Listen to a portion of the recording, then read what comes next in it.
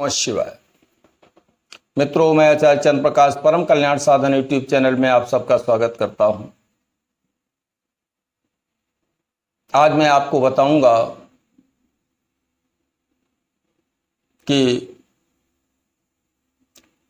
कौन से मंत्र हैं जिनका जाप चलते फिरते बिना किसी नियम, बिना किसी परहेज, बिना किसी गुरु, बिना ब्रह्मचर्य के पालन किए मौन मानसिक जाप करने से आपको क्या मिलता है, क्या मिल सकता है।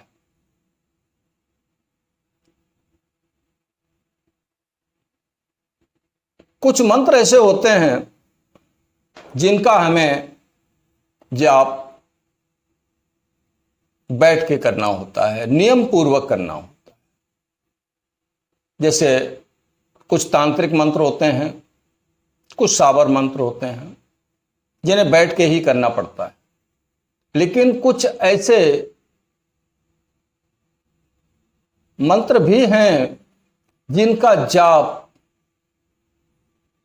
चलते फिरते बिना किसी नियम के, बिना किसी परहेज के आप कर सकते हैं और पूरा फायदा उठा सकते हैं। जैसे जितने भी वैदिक मंत्र हैं ना, जैसे गायत्री मंत्र है, ओम नमः शिवाय है,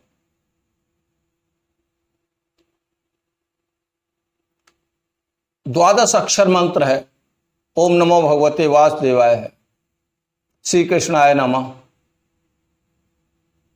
श्री श्याम शिवाय नमः, श्री शिवाय नमस्तुभ्यम। इस प्रकार के जो मंत्र हैं, सतोगुणी मंत्र हैं, इनका जाप आप कभी भी, किसी भी समय, कहीं भी, किसी भी परिस्थिति में, कैसे भी, किसी भी भाव से कर सकते हैं।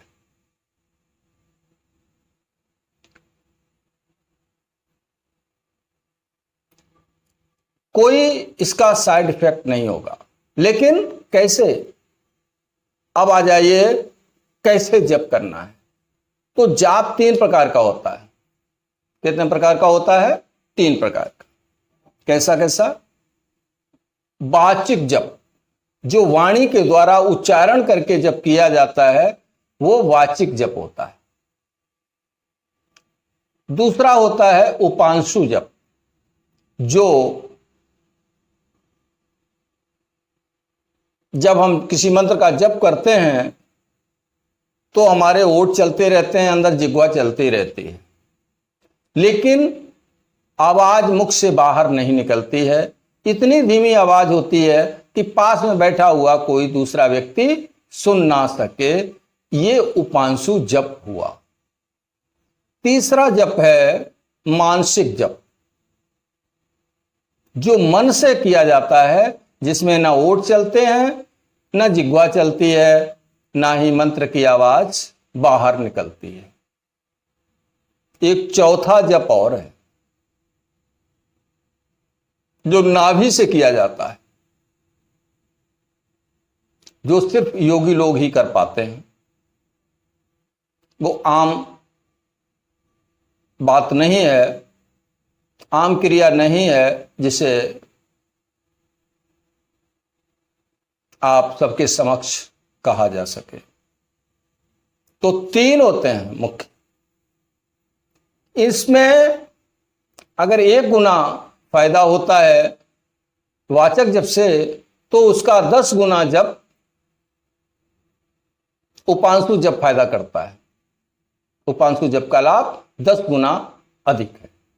और उपांशु जप से 10 गुना जप का लाभ जो है हमें मिलता है वो मानसिक मिलता है। यानी वाचक जप से 100 गुना फायदा होता है मानसिक जप से। उपांशु और वाचक जप में नियम और वर्जनाएं हैं।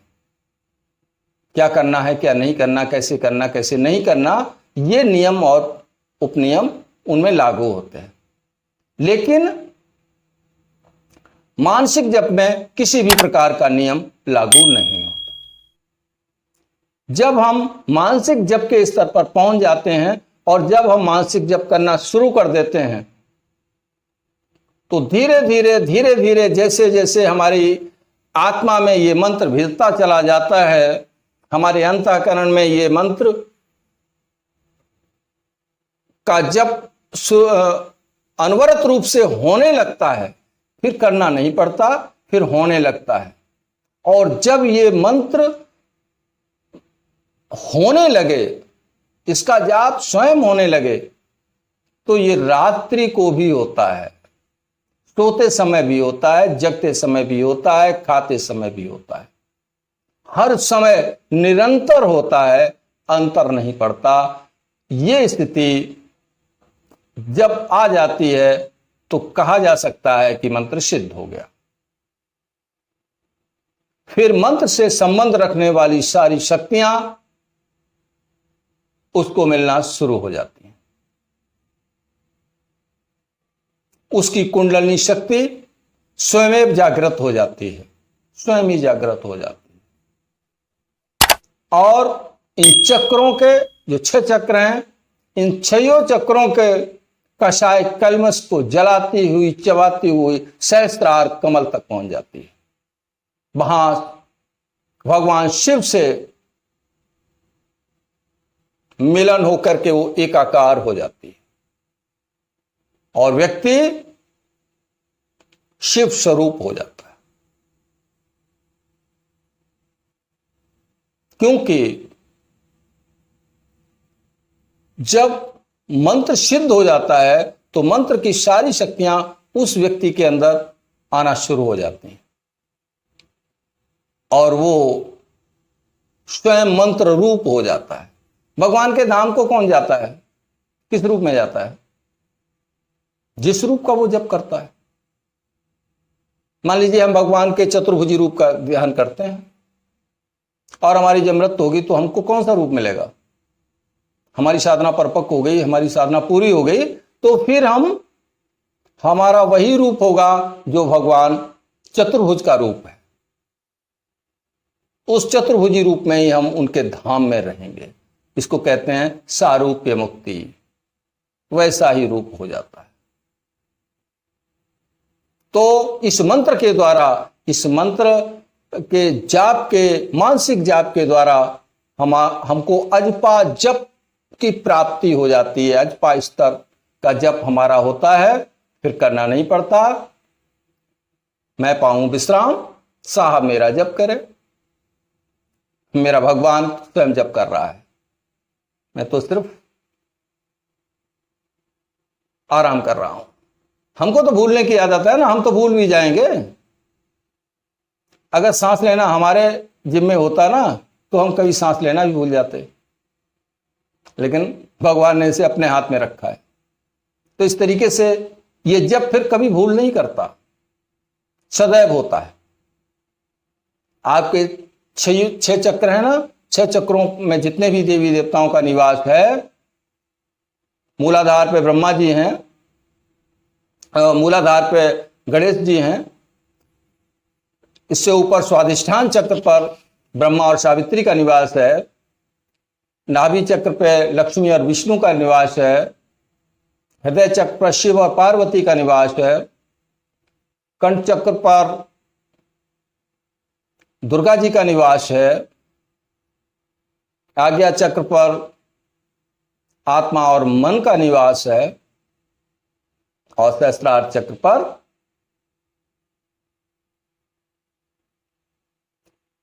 हजार कलायुक्त परमात्मा का निवास है। सहस्रार चक्र बोला गया है ना, तो जो सहस्र दल की सैया है, सहस्र फनों वाले शेष नाग की सैया पर भगवान विष्णु निवास करते हैं और वहीं पर भगवान शिव का शिवलोक है। ये दोनों बराबर में ही हैं, तो वहां की पर प्राप्ति हो जाती है, वहां तक पहुंच हो जाती है। आपकी कोई भी मनोकामना बकाया ही नहीं रहेगी, आपके सोचने से पहले ही पूरी होगी। कोई प्रयास नहीं करना पड़ेगा, आपको विचार संप्रेषण की शक्ति प्राप्त हो जाएगी दूरदर्शन की शक्ति प्राप्त हो जाएगी, दूर श्रवण की शक्ति प्राप्त हो जाएगी, पर काया प्रवेश करने की शक्ति प्राप्त हो जाएगी, क्योंकि सारे तत्वों पर आपकी विजय हो जाएगी। क्योंकि ये 5 चक्र जो हैं ये तत्वों का प्रतिनिधित्व करते हैं और तत्वों को अपने वश में करने की शक्ति इनके जागृत होते ही प्राप्त होती है। तो क्या प्राप्त होता है? आप पूछ सकते हैं क्या नहीं प्राप्त होता है। मानसिक जब अजपा स्तर पर पहुंच जाता है तो कुछ प्राप्त होना शेष ही नहीं रह जाता, सारा कुछ प्राप्त हो जाता है। वीडियो अच्छा लगा हो तो इसे लाइक और शेयर करें। कमेंट बॉक्स में कमेंट करना है तो कमेंट करें। चैनल पर पहली बार आए हैं तो इसे सब्सक्राइब करके बेल आइकन को प्रेस कर दें ताकि आने वाली हर वीडियो का नोटिफिकेशन आपको मिल जाए।